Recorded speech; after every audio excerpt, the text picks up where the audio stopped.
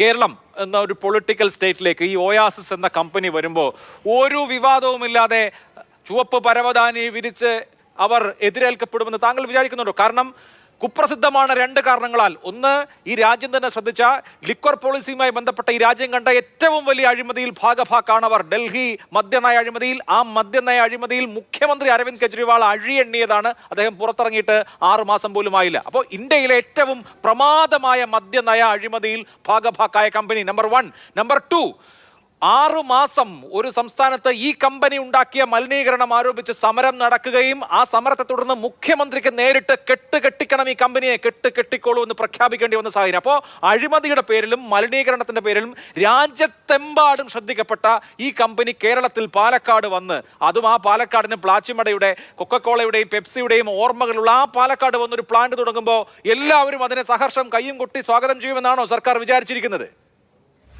അല്ല, കേരളത്തിന്റെ അനുഭവമുണ്ട്. കേരളത്തിന്റെ വികസന പദ്ധതികളും കേരളത്തിന്റെ നിക്ഷേപങ്ങളുമെല്ലാം മുടക്കാനുള്ള നല്ല പരിശ്രമം കേരളത്തിൽ പ്രതിപക്ഷത്തിന്റെ നേതൃത്വത്തിൽ നടത്തിക്കൊണ്ടിരിക്കുന്നുണ്ട്. അത് ജനങ്ങളെ ബോധ്യപ്പെടുത്തിക്കൊണ്ട് തിരുത്തി മുന്നോട്ട് പോവുകയാണ് ചെയ്തത്. ഈ ചർച്ചയിൽ അനിലക്കര നന്ദിഗ്രാം എന്ന വാക്കുപയോഗിച്ചു. നന്ദിഗ്രാം ആകും കേരളമെന്ന് ഇപ്പോഴല്ലല്ലോ പറയുന്നത്. നന്ദിഗ്രാം കേരളത്തിൽ നമ്മുടെ വയൽക്കിളി സമരവുമായി ബന്ധപ്പെട്ട് ഉന്നയിച്ചല്ലോ. അവിടെയെല്ലാം ഇപ്പൊ മനോഹരമായ ദേശീയപാത 66ന്റെ പണി പൂർത്തീകരിച്ച് ആളുകൾ ആ പാതയിലൂടെ സഞ്ചരിച്ചുകൊണ്ടിരിക്കുകയാണ്. ഇവരുടെ ദുഷ്ടലാക്കിന്റെ ഭാഗമായി അങ്ങനെ പലരും അവർ പറയുകയും പ്രചരിപ്പിക്കുകയും ഉണ്ടാക്കുന്നത് ദേശീയപാത അതോറിറ്റിയാണ്, NHAI ആണ്. ഇതൊരു സ്വകാര്യ കമ്പനിയാണ്.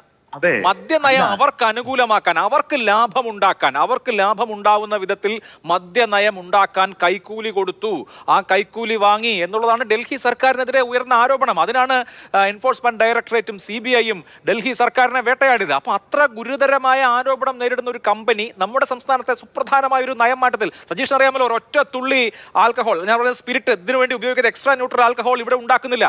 അത് ആദ്യമായി ഉണ്ടാക്കുന്ന കമ്പനി ഈ ഒരു കമ്പനിയായി വരുമ്പോ അത് സ്വാഭാവികമായി ഉണ്ടാക്കുന്ന കോളുകളൊക്കെ എന്തായിരിക്കും? ശ്രീ അഭിലാഷ്, ഒരു കാര്യം ഞാൻ സൂചിപ്പിക്കുകയാണ്. അവർക്ക് ഉദാഹരണങ്ങളും ആക്ഷേപങ്ങളും എല്ലാം പല രീതിയിൽ പലയിടത്തും പ്രയോഗിച്ചു പോകാൻ വേണ്ടി കഴിയുമ്പോൾ വസ്തുതകളെ അതുകൂടി ചേർത്തുകൊണ്ട് പറയേണ്ടി വരും. അതുകൊണ്ടാണ് ഞാൻ നന്ദിഗ്രാം ഉൾപ്പെടെയുള്ള കാര്യം അവർ പരാമർശിച്ചുകൊണ്ടാണ് ഞാൻ പറഞ്ഞത്. അവിടെ നമ്മൾ കാണേണ്ടത് ഇതിലെ ഏറ്റവും പ്രധാനപ്പെട്ട വിഷയം എന്താണ്? ഇവിടെ ഈ കമ്പനിയിൽ നിന്ന് തന്നെ കേരളത്തിൽ മദ്യവും അതുമായി ബന്ധപ്പെട്ട ഉൽപ്പന്നങ്ങളും ഇപ്പോഴും വാങ്ങിക്കൊണ്ടിരിക്കുകയാണ്. രാജ്യത്ത് നിങ്ങളിപ്പോൾ ഇവരെ പറ്റി പലതും പറയുമ്പോഴും ഹരിയാന, പഞ്ചാബ്, രാജസ്ഥാൻ, മധ്യപ്രദേശ്, UP തുടങ്ങിയ സംസ്ഥാനങ്ങളിലെല്ലാം ഇവർ നടത്തിപ്പരിചയമുണ്ട്. ഇപ്പോഴും രാജ്യത്തെ ഏറ്റവും പ്രധാനപ്പെട്ട കമ്പനിയായി ഇവർ പ്രവർത്തിക്കുകയാണ്. ഇവർക്ക് കേന്ദ്ര സർക്കാരിന് പല അനുമതിയും ലഭിക്കുന്നതിന് യാതൊരു പ്രയാസവും ഇല്ല. നാഷണൽ ഗ്രീൻ ട്രൈബ്യൂണലിന്റെ അനുമതി അവർക്ക് ലഭിക്കുന്നുണ്ടല്ലോ. കേന്ദ്ര വനം പരിസ്ഥിതി മന്ത്രാലയത്തിന്റെ അനുമതി അവർക്ക് ലഭിക്കുന്നുണ്ടല്ലോ. ഈ അനുമതിയൊക്കെ ഈ കമ്പനിക്ക്, ഈ പറഞ്ഞ ദോഷമുള്ള കമ്പനിക്ക് കേന്ദ്ര സർക്കാർ കൊടുക്കുകയാണോ? അവർ കൊടുക്കുന്നുണ്ടല്ലോ. ഇവിടെ നമ്മുടെ മുന്നിലുള്ള പ്രശ്നം എന്താണ്? ഇവർ ഒരു അപേക്ഷയുമായി വരുന്നു. ആ അപേക്ഷ വ്യവസായ വികസനവുമായി ബന്ധപ്പെട്ട് 600 കോടി രൂപയുടെ ഇൻവെസ്റ്റ്മെന്റ് അപേക്ഷ. ആ അപേക്ഷയിൽ നിലവിലുള്ള നിയമങ്ങളും ചട്ടങ്ങളും പാലിച്ചുകൊണ്ടാണോ എന്നതാണ് പരിശോധിക്കുന്നത്. ആ നിയമങ്ങളും ചട്ടങ്ങളും പാലിച്ചുകൊണ്ടാണ് എന്നതുകൊണ്ട് നിലവിലുള്ള എല്ലാ നിർദ്ദേശങ്ങളും പ്രാരംഭ അനുമതിയാണ്, ബാക്കിയുള്ള എല്ലാ അനുമതികളും അവർ വാങ്ങിക്കണമെന്നുള്ളതല്ലേ? ദയവ് ചെയ്ത് ഞാൻ വാചകം പൂർത്തീകരിച്ചോട്ടെ. അതായത് നിലവിലുള്ള എല്ലാ നിർദ്ദേശങ്ങളും നിബന്ധനകളും പാലിക്കണമെന്ന കർശന നിബന്ധനയോടുകൂടി പ്രാഥമിക അനുമതി കൊടുക്കുന്നു. അങ്ങനെ കൊടുക്കുമ്പോഴും നമ്മൾ കാണേണ്ട ഒരു വിഷയം, ഇവർ ഇവിടെ ഉൽപ്പാദിപ്പിച്ച് ഇവിടുന്ന് തന്നെ അതിന്റെ ട്രാൻസ്പോർട്ടിംഗ് ചാർജ് ഉൾപ്പെടെ നമുക്ക് ലാഭം, 1 ലിറ്ററിന് ഏതാണ്ട് 10 രൂപയുടെ ട്രാൻസ്പോർട്ടിംഗ് ലാഭം കേരളത്തിൽ ഉൽപ്പാദിപ്പിക്കുമ്പോൾ ഉണ്ടാകും. ഇവിടെ ഇവർ മറ്റു സംസ്ഥാനങ്ങളിൽ നിന്ന് ഉൽപ്പാദിപ്പിച്ച് ഇതേ കമ്പനിയുടെ തന്നെ ഇവിടെ എത്തുന്നുണ്ട്.